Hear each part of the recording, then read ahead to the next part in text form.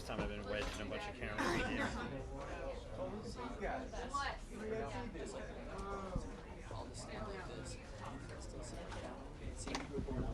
Don't worry about me. All right. But I appreciate your concern. Put your feet up. No, you're good. You gotta come back, my brother. No, you're fine. How's that? You go right here, Sarah.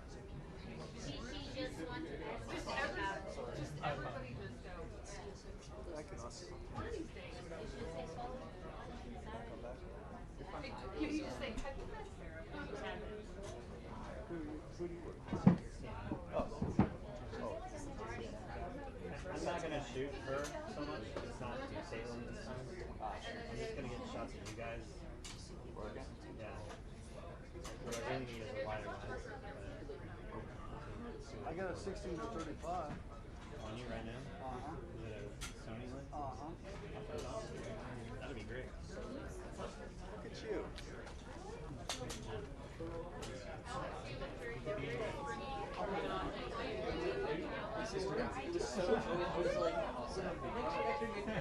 I didn't even think about it. So, yeah, of course. Do they take care of Like that one's a little more expensive. Can I have that one? It's actually a shit lens. No, no. It looks like garbage. But I mean, it's versatile, so probably 10% better.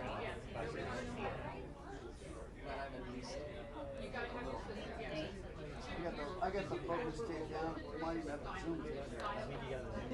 Untape it. Untape it all. Sorry. Who's here? Who's this today? Oh, it's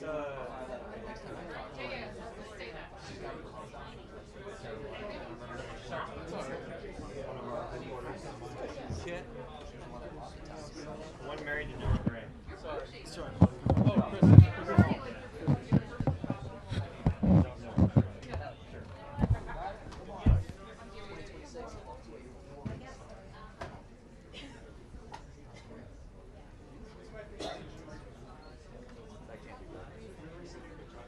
You look handsome. Look at you. That's not what anybody. Jesus.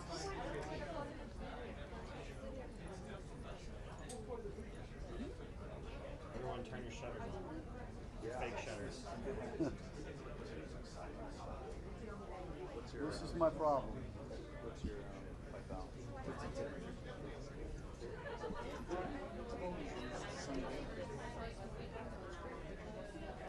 No, it doesn't. They always complain about you. They say mine's the best by far. And they say, Look what I got. What'd you get?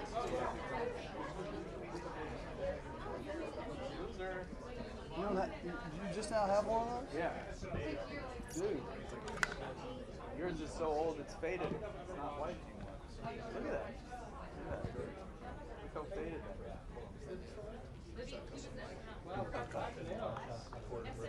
I already got one. You need more than that. You better zoom it in. You need more frame. I'm telling you, home skill. I do be telling you. Yeah, that's right. That'll look great.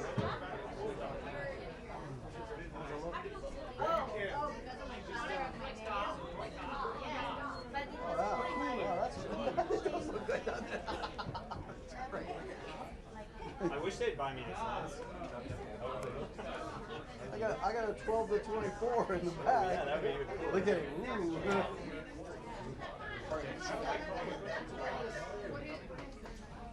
That would be a good one to take normal. Yeah, 12 to 24. You want to borrow it, man? Can I borrow it for a week? Take it to normal Oklahoma. Love you, man, but no. Don't judge me. Sorry, dude.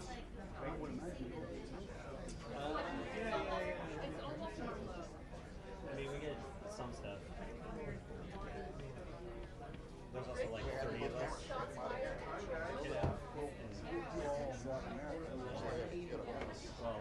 just haven't been to DC. You got just Calvin US. Shooters? Really? Really? Huh. Somewhere around there. In the US? We have New York, Atlanta, Miami, Houston. We're fully staffed. We have 30 here. But right now, New York is at least 12. Same with Atlanta. We got LA, Denver, Chicago, Texas, Miami. We got a couple other photons sprinkled around, like we got one in North Carolina. What'd you get? What number did they give you? 6,700. Are you really going with 6,700? I don't know.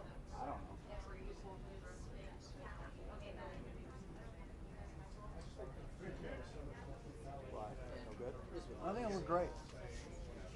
I think it looked fantastic. For Chris.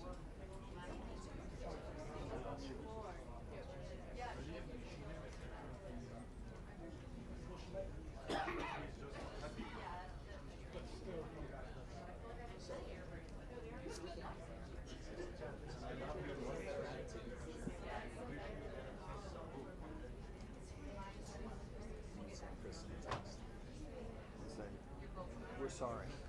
It started with that. We're sorry. Oh, really? Well, I put my laptop on my location that I was trying to.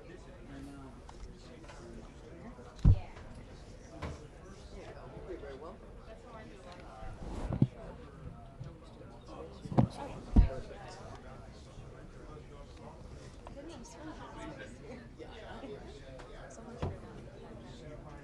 Yeah, feels relatively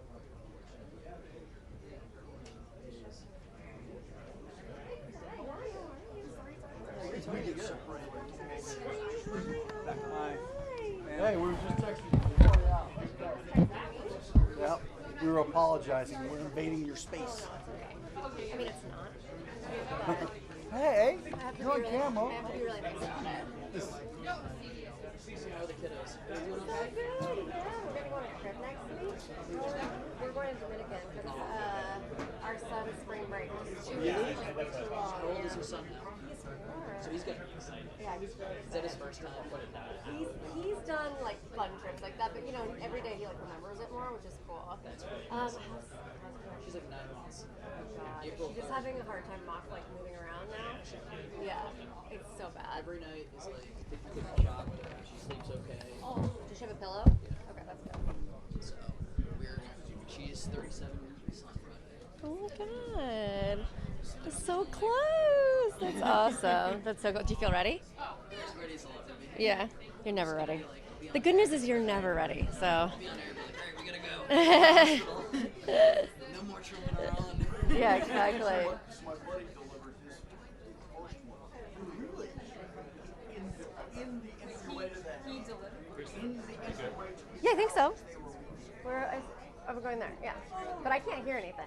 They've not talked to me. It was Julio quick test. Yeah, and I think very similar to the second one. Hi guys, are you there? That's the best way to do it. Turn up the volume. Turn up the volume. Okay, none of the horror stories. That's not a horror story. No, it's actually Beautiful. It's easy, right? There'll be a lot I of can't hear. excitement, guys. It's gonna be Oh, right. hi. You got a whole nursery room set up. Yes, I can. a father bonding experience that you can't. Hey, sorry, Albert, if you can hear me, I just heard it. That's exactly right. Thanks. Hi, how are you? Yeah. This is the best way. Go this way or up there?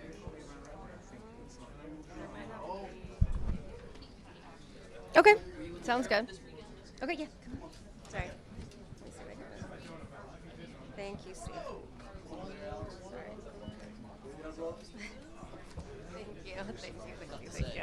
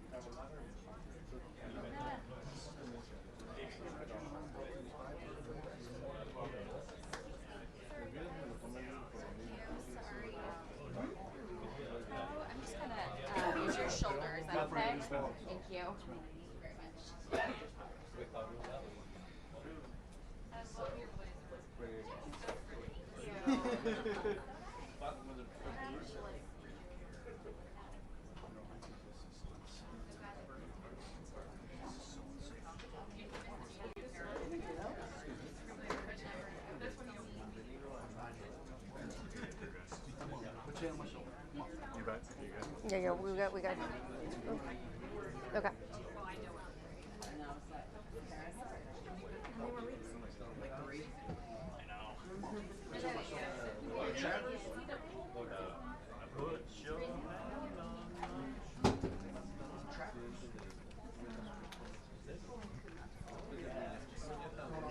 My TikTok affected brain.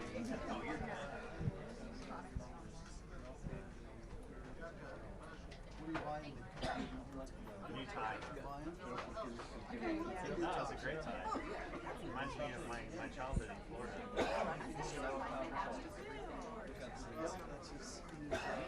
It's alligator. My hometown is where the circus is from. I'm at the circus.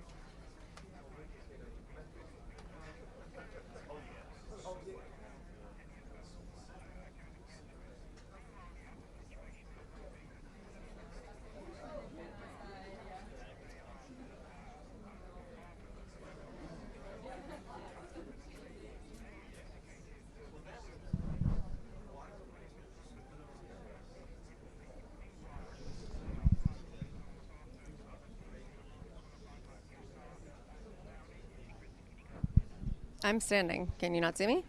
Hi. Check, check, check. Can you see me? Okay. Thank you.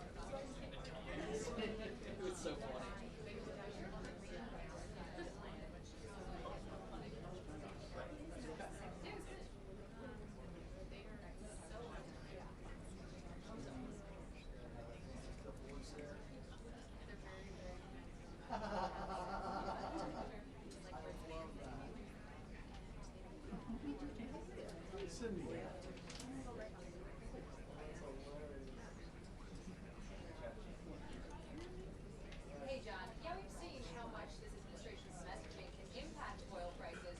Just a short while ago, the Energy Secretary, Chris Wright, took down a post saying that a U.S. Navy ship had successfully escorted an oil tanker to the Strait of Hormuz. That good news sent oil prices lower, and then when they took it down, it came up a little bit. Still unclear why the post went up in the first place or was taken down. We hope to get those answers in the briefing.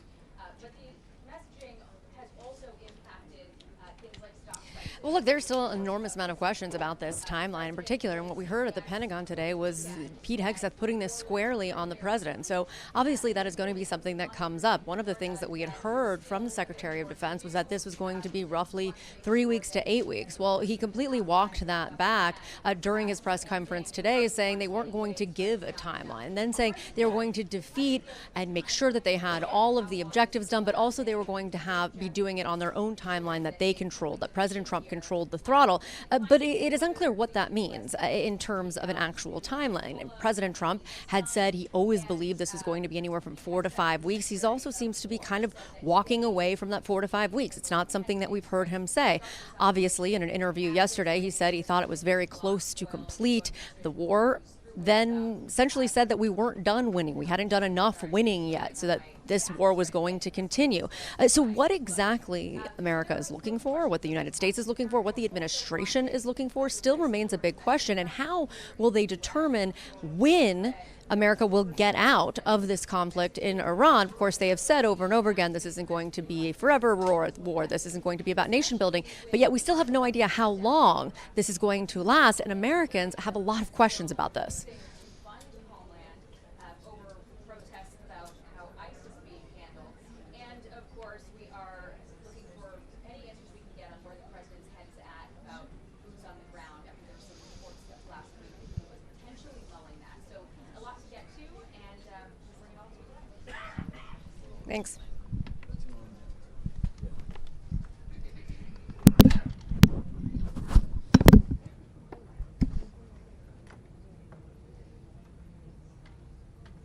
Solid question, and we did hear from the Pentagon that there are conversations about using the Navy to escort tankers through the Strait of Hormuz.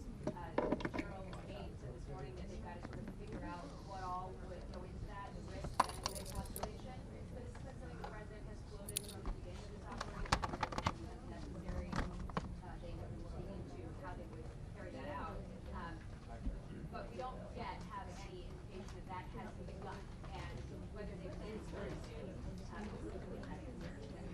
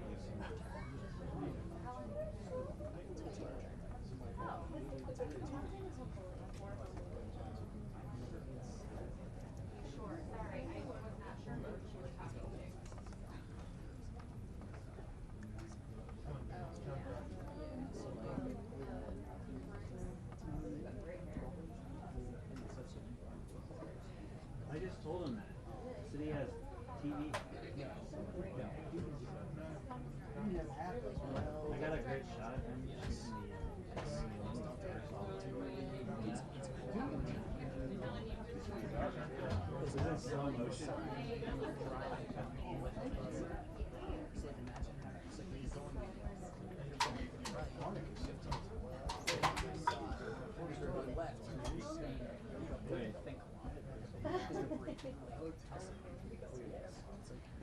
I get a photo of that? That's AP, right?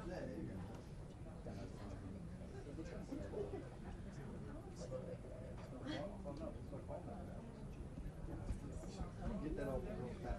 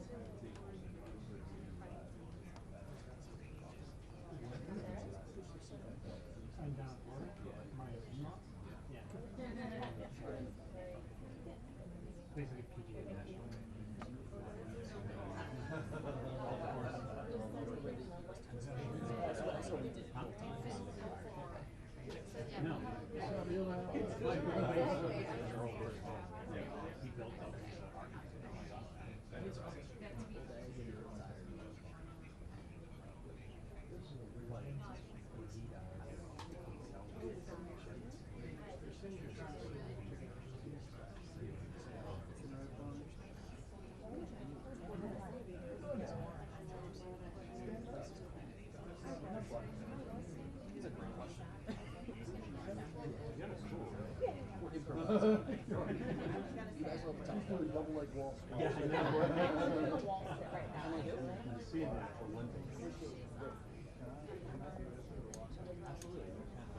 Basically, this is my shot. So when you do it, look cool.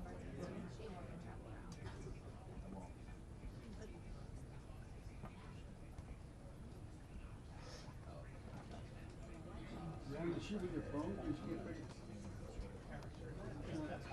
so you shoot with your phone because you can't hear it.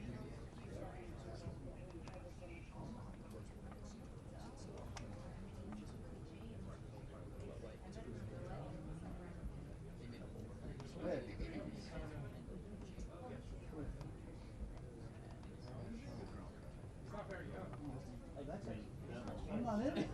Why is that one? Yeah, it's kind of sad. I mean, if I did this, But here's what it is.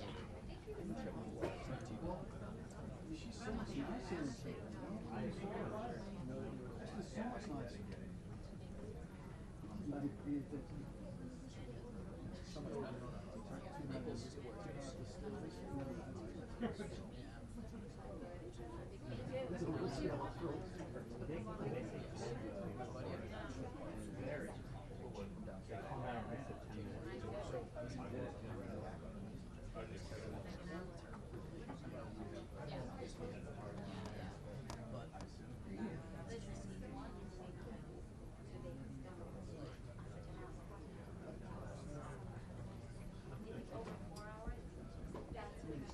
It's wherever those video cameras were.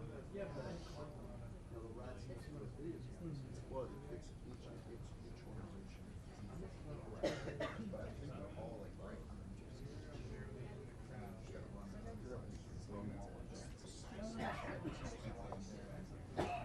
There's one back there. Aren't shoes? The one back there over the top. Yes, it is.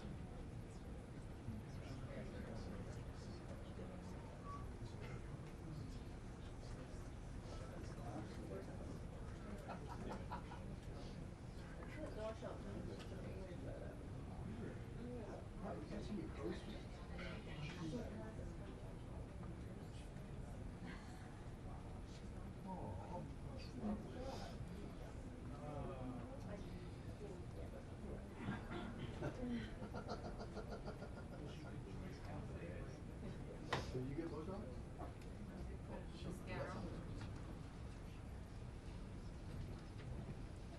Good afternoon, everyone.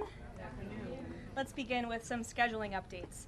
Tomorrow, President Trump will travel to the great states of Ohio and Kentucky, where he will tout his economic victories and detail the administration-wide efforts to continuing lowering prices to make everyday life more affordable for working Americans.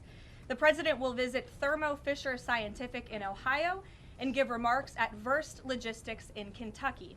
On Thursday, President Trump and the First Lady will host a Women's History Month event in the East Room. And on Friday, the president will sign several executive orders, and we will provide more details on those later this week. As President Trump shared with the American people last night, the United States military is making tremendous strides towards achieving our military objectives for Operation Epic Fury. 10 days in, this campaign has been a resounding success thus far, and America's warriors are winning this important fight at an even faster pace than we anticipated. More than 5,000 enemy targets have been struck so far.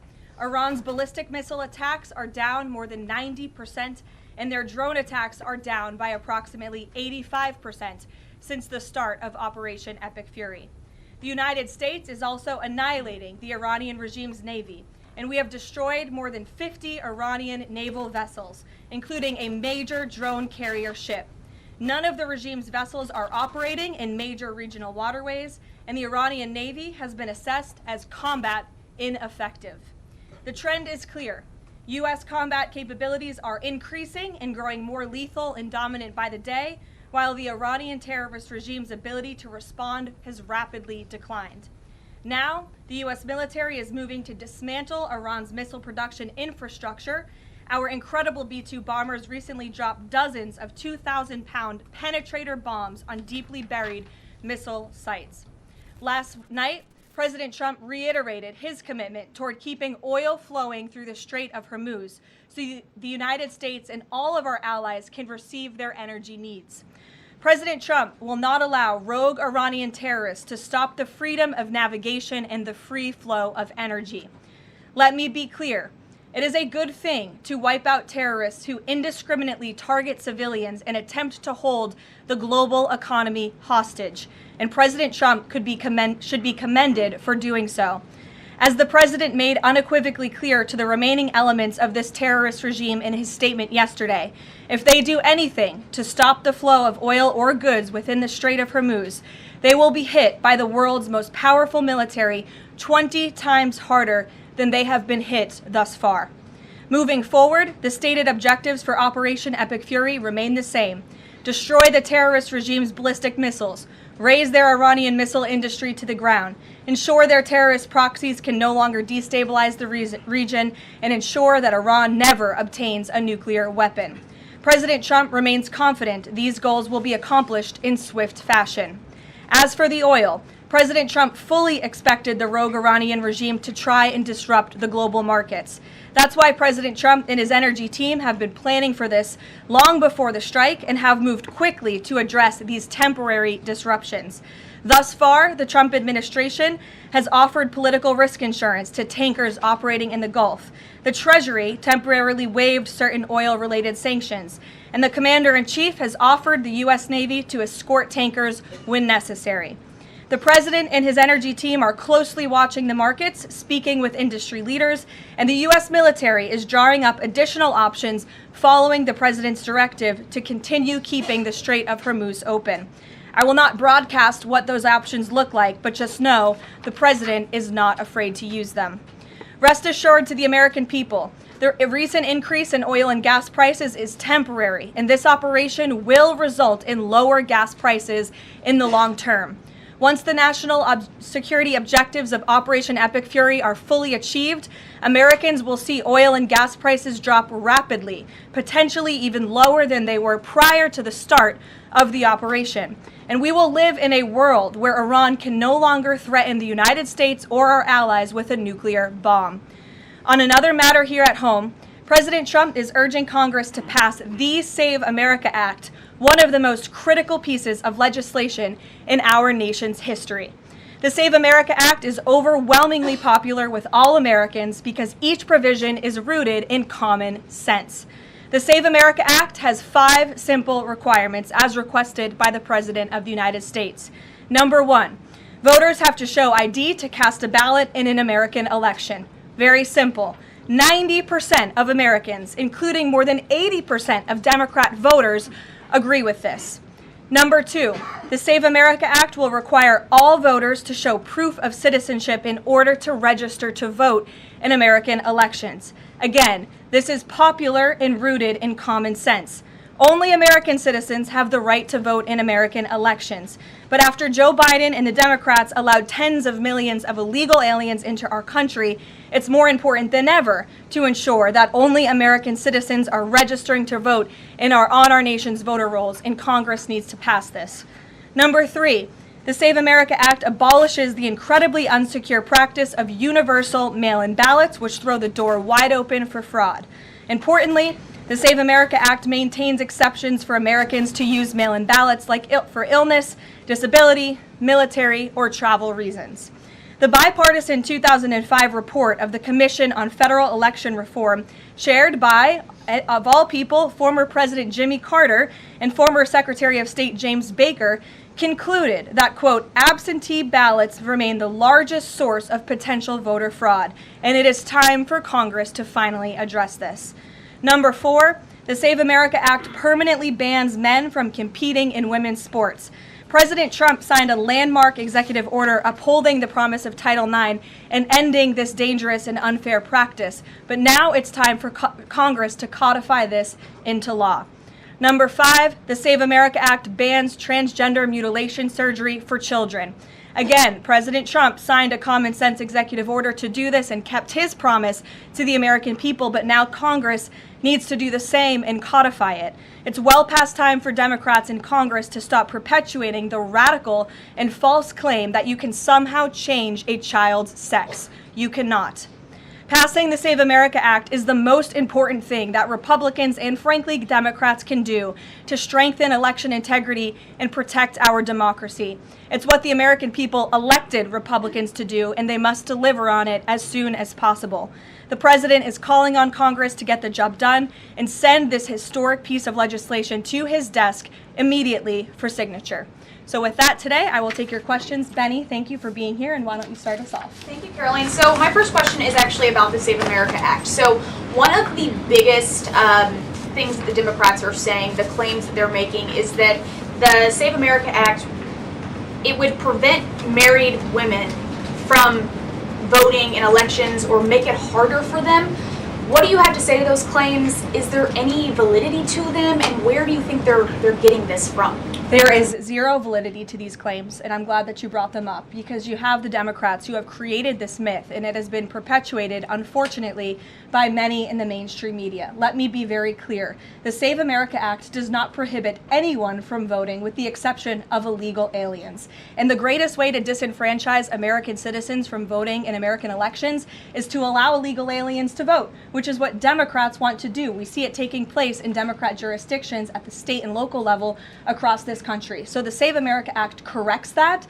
And as far as married women who have changed their name, if they're already registered to vote, they're entirely unaffected by the SAVE Act. And for the small fraction of individuals who have changed their name or their address, they can still register to vote, of course. They just have to go through their state processes to update that documentation. And this is something that the American people, married women, and minorities, and people all across this country who Democrats are insultingly saying cannot do this, they're already doing it every day, going to the Social Security office, going to the DMV, and I think it's frankly insulting that the Democrats are saying that there are certain groups of people in this country who aren't smart enough to update their documentation to allow them to vote. Again, this is a huge myth, and thank you for giving me the opportunity to address it.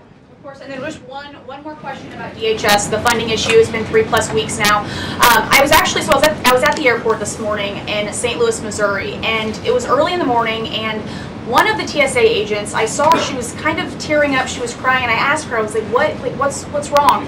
And she was like, I can't make my phone payment, I can barely make my car payment that's coming up. I I think a lot in the Beltway, there's so much noise between Democrats, Republicans. It's the Democrats' fault, it's the Republicans' fault.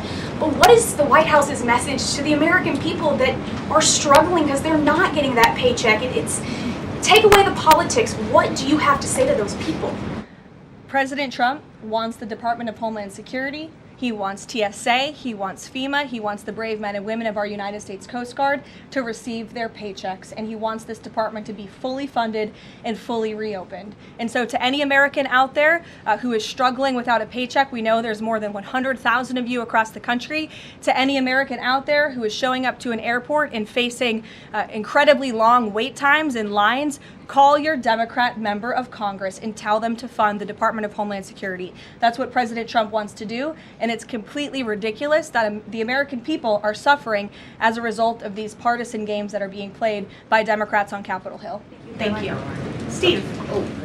You said the operation was going faster than anticipated. What is your current timeline for how long the war will last? So look, as you know, Steve, the president and the U.S. military's initial timeline was about 4 to 6 weeks to achieve the full objectives of Operation Epic Fury. Again, to destroy their missiles and their ability to make them, destroy their Navy, permanently deny them nuclear weapons forever, and to, of course, weaken their evil terrorist proxies in the region. We know that the U.S. military and our brave warfighters are quickly and expeditiously executing these objectives well ahead of schedule, but ultimately the operations will end when the commander-in-chief determines the military objectives have been met, fully realized, and that Iran is in a position of complete and unconditional surrender, whether they say it or not. Does the president still want Iran's unconditional surrender? Well, when President Trump says that Iran is in a place of unconditional surrender, he's not claiming the Iranian regime is going to come out and say that themselves. What the president means is that Iran's threats will no longer be backed by a ballistic missile arsenal that protects them from building a nuclear bomb in their country. I could make an empty threat, but if I have no actions to back it up, then it's an empty threat. And so President Trump will determine when Iran is in a place of unconditional surrender, when they no longer pose a credible and direct threat to the United States of America and our allies. Adriana. Can you explain why the Energy Secretary posted and then appeared to have deleted a post on X saying that the U.S. Navy escorted an oil tanker through the Strait of Hormuz? Yes, I was made aware of this post. I haven't had a chance to talk to the Energy Secretary about it directly. However, I know the post was taken down pretty quickly, and I can confirm that the U.S. Navy has not escorted a tanker or a vessel at this time, though, of course, that's an option the President has said he will absolutely utilize if and when necessary at the appropriate time. And if this was something that was posted erroneously, could it be because of a staffer? I guess, will there be any consequences for this? I know you still have to consult, but just generally speaking. Again, I would defer you to the Department of Energy to answer that question. And if I could just follow up really quickly. Sure. In terms of oil sanctions, the president said that there would be some sanctions that would be lifted. Would those be on Venezuela, Russia? Could you give some specifics there and then timing for that as well? Sure. I know it's something that the Treasury Department and the President's energy team continue to discuss, and they will ultimately consult with the President before decisions are made. I don't have any announcements on new sanctions or the lifting of new sanctions for you today. Alex. Thank you. Reuters has reported that about 150 U.S. service members have been injured so far. Can you confirm that number and elaborate on that? I can't confirm the exact number. I know it's within that ballpark, but I would defer you to the Pentagon for a specific number of wounded or injured thus far. And then secondly, if I can, I wanted to ask about, there was a briefing on the Capitol Hill today, and some senators came out and said they were more convinced than ever that there would be U.S. boots on the ground. Senator Blumenthal said that, in fact. Your reaction to that and any update on President Trump's thinking about it? Look, I would say that Democrats on Capitol Hill are clearly being quite disingenuous. 3 years ago, not a single Democrat voted against the resolution condemning Iran as the world's leading state sponsor of terror. Yet now, with President Trump as commander-in-chief finally taking the action that so many Democrats have called on the commander-in-chief to do for many, many years, to wipe out the threat of a rogue Iranian terrorist regime, now all of a sudden Democrats are playing politics with this long-standing bipartisan policy of the United United States, and 53 of them in the House recently voted against the resolution condemning Iran as the world's state sponsor of terror. So I wouldn't take Democrats at their word. As for boots on the ground, the president has talked about this repeatedly. Wisely, he does not rule options out as commander-in-chief. So again, I would hesitate to confirm anything that a Democrat on Capitol Hill says right now about the president's thinking. Garrett. Karoline, you outlined to Steve the military components of what would be involved in ending this war, but it seems like there's a political component too. The president said to Fox earlier today that he doesn't believe the new Ayatollah can live in peace. He made a variety of comments suggesting that he should be involved in picking the new Iranian leader. Is the ending of this war also contingent on Iran selecting a leader that the president finds acceptable? And if so, how is that not the definition of a regime change war? Look, as President Trump has blatantly and frankly stated, it's obviously within the best interest of the United States and the West to no longer have a radical terrorist in charge of Iran, especially as we see their reaction to Operation Epic Fury. They had their missiles turned towards our Gulf and Arab partners in the region. Again, this was a regime that chanted, or still chants, death to America. We look at the way that they are holding the entire world hostage with the restricting of the free flow of energy through the Strait of Hormuz. So the president, I think, is making quite an obvious comment. Again, as for the timeline of the military operations with respect to Iran, we have objectives that we have laid out that the commander-in-chief wants to see achieved. When they are achieved, then it will ultimately be up to the president to end this operation. Okay, so I think you're not exactly addressing my question, though. Is that political objective also necessary for the president to decide to end this war? Look, again, I just told you the objectives of Operation Epic Fury. When those objectives are met, the president will dictate the end of these operations when he deems that Iran no longer poses a credible threat to the United States of America. And again, it goes back to what does that unconditional surrender look like? Iran can talk all they want, and their words will be very empty when we've completely annihilated their navy, as we are doing, when we've taken out the threat of their ballistic missile capability, when we can firmly, finally ensure that they can no longer make a nuclear bomb to threaten the United States and our allies and our troops in the region. And that's what President Trump is ultimately seeking to do with respect to this operation. Jennifer. There was a shooting outside of a synagogue in Baltimore. Do you know if the president has been briefed on that, and do you have any more details on what happened? I don't, but we certainly will get you more details, Jennifer, and I don't know if the president has briefed, but I'll check on that when I get back to the Oval Office after this. Sure. Thanks, Karoline. The president said yesterday for the first time that he had to strike Iran because he believes that Iran was going to strike U.S. targets within 7 days. And then he bumped that down later to 3 days. Where is he getting that? Well, that's not the first time the president has said that he chose to launch Operation Epic Fury because he felt as though Iran was going to strike the United States and our assets in the region first. Again, I addressed this in the last briefing. This was a feeling the president had based on facts provided to him by his top negotiators who had been engaged with the Iranian regime in a good faith effort. The Iranian regime was lying, deceiving the United States of America, clearly trying to continue their nuclear program to create a bomb that would, of course, threaten the United States of America. Again, their ballistic missile arsenal, they were rapidly and aggressively increasing that by the month to a place where they would essentially build immunity for themselves, where a future president or President Trump would not be able to launch this incredibly successful operation. And so the president, again, as I've reiterated and he has said, was not going to sit back and allow the Iranian regime to threaten or to attack the United States of America any longer. But there are no U.S. leaders or Israeli leaders who are making those same claims. So is he making this up to justify his decision to go to war now? The president is not making anything up, Nancy. He is looking at this every single day based on intelligence, based on facts,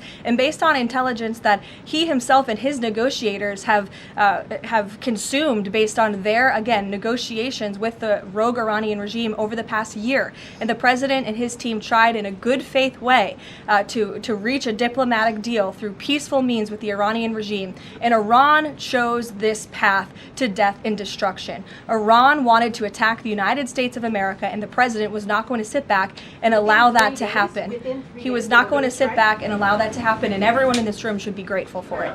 John. Thanks a lot, Karoline. Two questions for you. One has to do with a follow-up to your statement that you made at the beginning of the briefing regarding the Save America Act. Sure.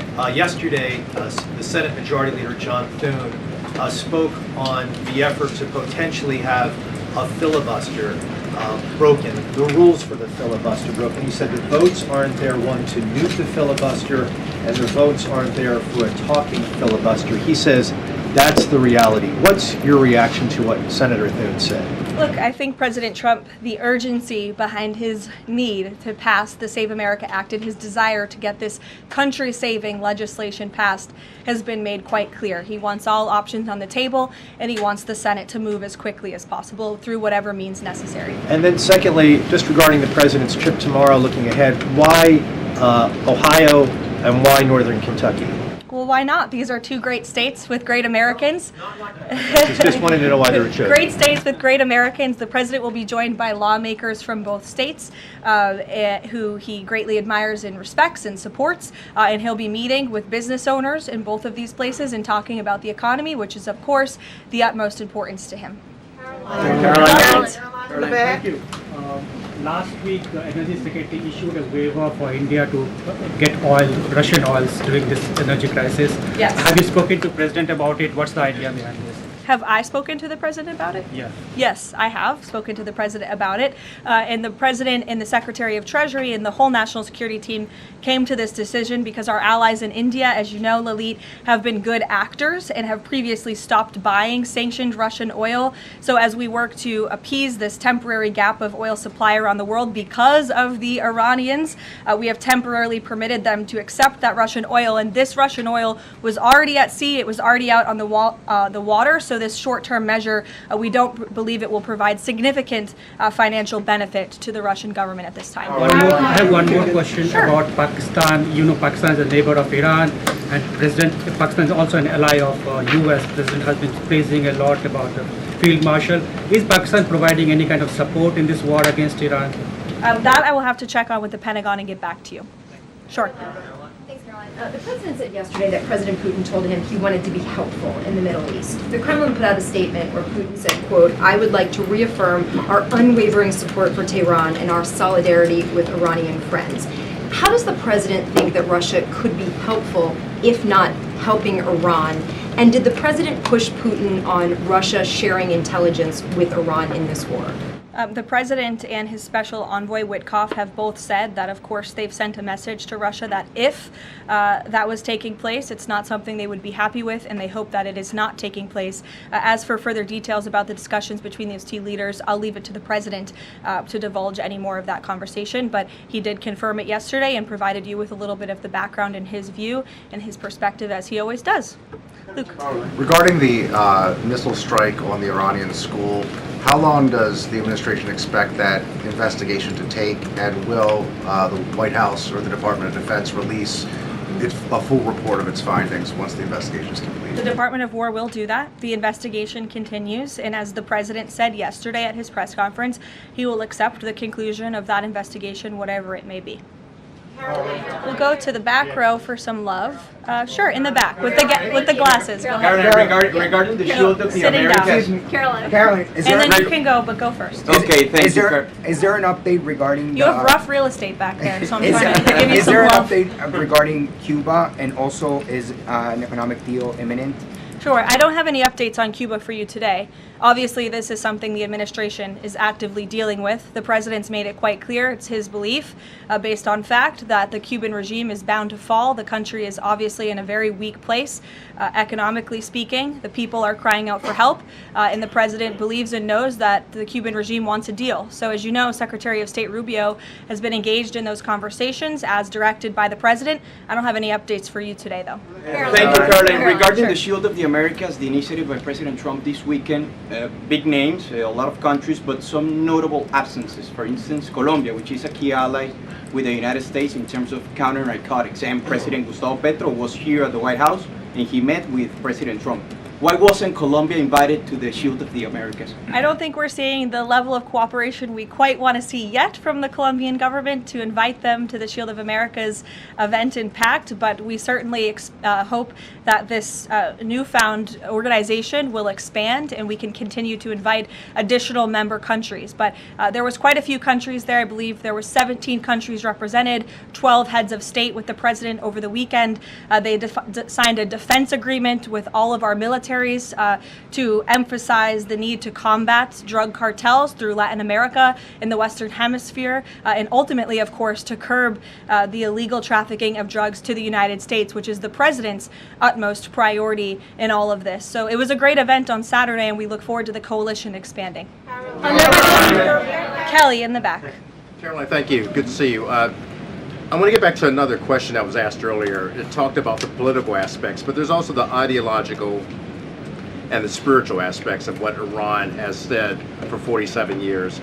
Death to America, death to Israel.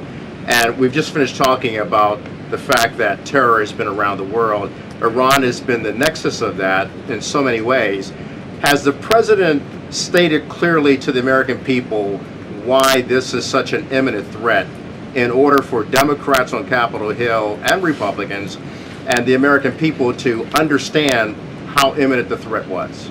I think he has, Kelly. I mean, you've heard from the president on an almost daily basis over the course of the past 10 days. You've heard it from me at this podium. You've heard it from the Secretary of War, the Secretary of State, the Vice President of the United States. You know, the president's top cabinet and his officials have been repeatedly explaining to the American public the threat that Iran has posed to our country in this moment, but of course over the course of the past 47 years. And their words, again, chanting death to America, speak for themselves. Go ahead. You can follow up.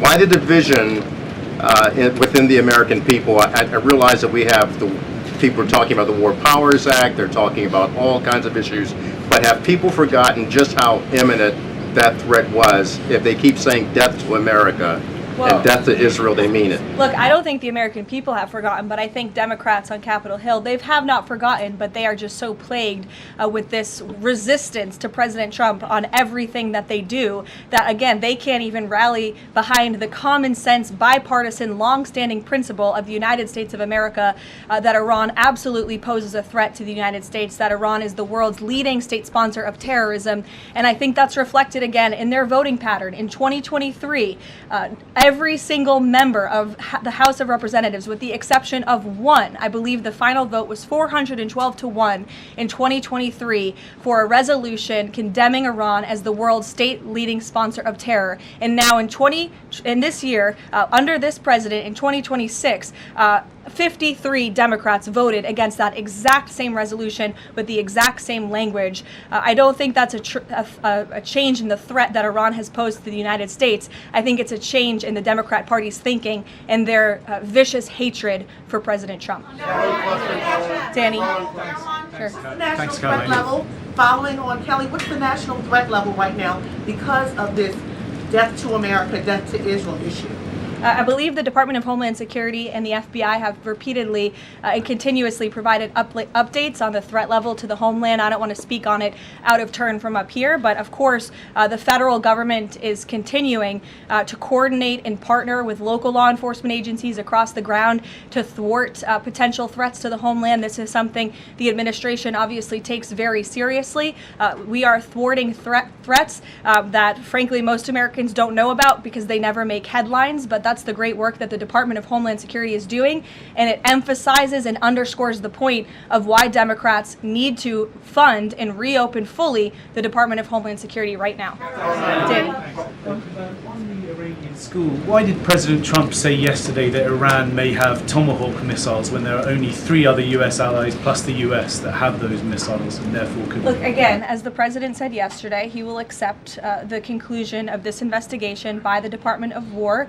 I know there's been a lot of speculation in the media about who may be responsible for this. We're not going to get ahead of the Department of War and the conclusion of that investigation. The president has a right to share his opinions with the American public, but he has said he'll accept the conclusion of that investigation. And frankly, we're not going to be harassed by the New York Times, who's been putting out a lot of articles on this, making claims that have just not been verified by the Department of War, to quickly wrap up this investigation because the New York Times is calling on us to do so. Thank you. Thank you so much. Karoline, with the DHS currently under a partial Democrat shutdown, does the administration have any specific concerns about potential impact on Homeland Security or intelligence monitoring of sleeper cells inside the United States? And do you have any comment on the bombing, the two individuals that bombed New York City or tried to? Yeah, it was absolutely despicable to see that attack in New York City.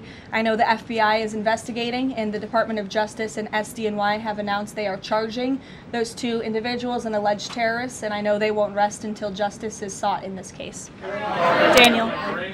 Thank you, Karoline. Appreciate it. Millions of Americans are filing taxes for the first time since the president signed the One Big Beautiful Bill Act into law. New reports say that new IRS data says that the average federal tax refund is around $3,800, a little bit up from the last period of last year. Does the president believe that the average federal tax refund increasing this year could provide a little bit more economic growth, something that he's been very focused on as the year progresses? Absolutely. And Americans are going to start benefiting from the fruits of President Trump and Republicans' labor through the passage of the One Big Beautiful Bill and these historic tax cuts. We are midway through tax season, so just to provide an update from the Treasury Department that just went out moments ago, nearly 63.5 million tax returns have been processed thus far, 45% of the anticipated total number of tax returns by April 15th, so don't forget to file your taxes, people.